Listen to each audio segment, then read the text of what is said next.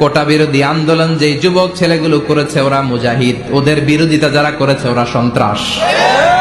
নিরাপদ সড়ক চাই আন্দোলন যে ছেলেগুলো করেছে এক একটা মুজাহিদের বাচ্চা, ওদের বিরোধিতা যারা করেছে এক একটা কুখ্যাত সন্ত্রাস। এজন্য হকের পক্ষে যারা থাকবে, ইসলামের পক্ষে যারা থাকবে, ন্যায় নীতি সাম্যের পক্ষে যারা থাকবে তারা মুজাহিদ। বাই ডিফল্ট এগুলো মুজাহিদ, চিল্লায় বলেন ঠিক কিনা? আর বিরোধিতা যারা করবে সন্ত্রাস। যুবকরা হচ্ছে শক্তির আধার, তাদের মধ্যে আছে প্রাণ ঢালা উচ্ছ্বাস, তাদের রক্ত গরম, তারা চাইলে অনেক কিছু করতে পারে, পারে না? কোটা বিরোধী আন্দোলন করতে পারে, তারা নিরাপদ সড়ক চাই আন্দোলন করতে পারে, তারা দুর্নীতিমুক্ত বাংলাদেশ গড়ার প্রত্যয় নিতে পারে, চিল্লায় বলেন ঠিক কিনা? এজন্য যুবকরা যদি জাগে ভালো থাকবে বাংলাদেশ।